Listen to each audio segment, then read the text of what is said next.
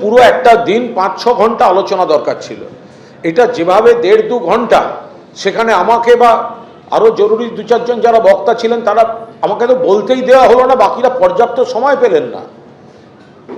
এবং এখানে এত রকম আছে মানুষকে বিপদে ফেলার, সেগুলো নিয়ে তো সেই অর্থে আলোচনাই করা গেল না। এই জন্যই তো ওই ধর্ষণের মামলার অভিযুক্ত একটা বালিশ চাটাকে বিরোধী দলনেতা করেছে যে বিয়ে কমিটিতে সরকার যা চাইবে, যেগুলো নিয়ে একটুখানি জটিলতা আছে, অল্প অল্প সময় কোনো ক্রমে ছুঁয়ে নিয়ে পাস করিয়ে দাও। কে হ্যাঁ বলবে? ওই তথাকথিত বালিশ চাটা যাকে বসিয়ে রাখা হবে। এই জন্যই তো মানে সরকার পক্ষটাও বিজেপির আর বিরোধী দলটাও বিজেপির বকলস। 2019 সিটিজেনশিপ অ্যামেন্ডমেন্ট অ্যাক্ট, সিএএ আইন লাগু, আইন কার্যকর, 1,21,000 পিটিশন, 19,000 নাগরিকত্বের সার্টিফিকেট। বলে নিয়ে তো সিএএ নয়, এটা এনআরসি, নাগরিকত্ব কেড়ে নেওয়া হবে। এইটা দেখার পরে তৎকালীন মুখ্যমন্ত্রী তিনি বললেন কে কে ছি ছি। তিনি প্রথম মিছিল করলেন, ওটা ভারতে কোথাও অশান্তি হয়নি, সিটির মোড় থেকে শ্যামবাজার 5 মাথার মোড়। অর্থাৎ আগুনটা লাগালেন, ওই আগুনে বাংলা জ্বলল।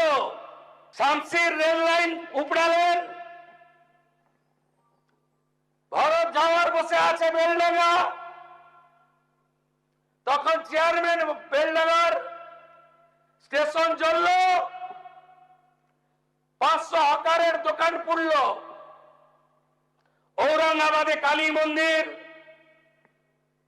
নিমতিতাতে লাইন দিয়ে 68টা দোকান লুট পোড়ানো,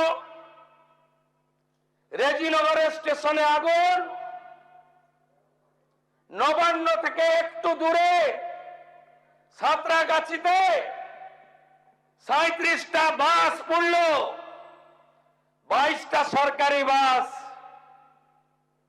আমি পরিবহন মন্ত্রী, মন্ত্রগুপ্তির শপথ ছিল বলবো না, ফোন করলাম, সরকারি বাস জ্বলছে, বলছে না কিছু করা যাবে না। আমি পুলিশকে বলেছি ওদের সঙ্গে কথা বলতে, যাতে রাস্তাটা পরিষ্কার হয়। 2019 সাল থেকে যে ঘটনাগুলো পরপর ঘটেছে, যার খেসারত এই রাজ্যের, একটা সময় কাস্তে হাতুড়ি তাড়াতে ভোট দেওয়া হরগোবিন্দ দাসের পরিবারকে দিতে হয়েছে, যার খেসারত সরকারি সম্পত্তি, রেলপথ, রাজপথ, রাজ্য সড়ক, সরকারি অফিস, ব্যক্তিগত ব্যবসা কেন্দ্র, আবাসস্থল, সব জায়গা ধ্বংসস্তূপে পরিণত হয়েছে। এবিপি আনন্দ, এগিয়ে থাকে, এগিয়ে রাখে।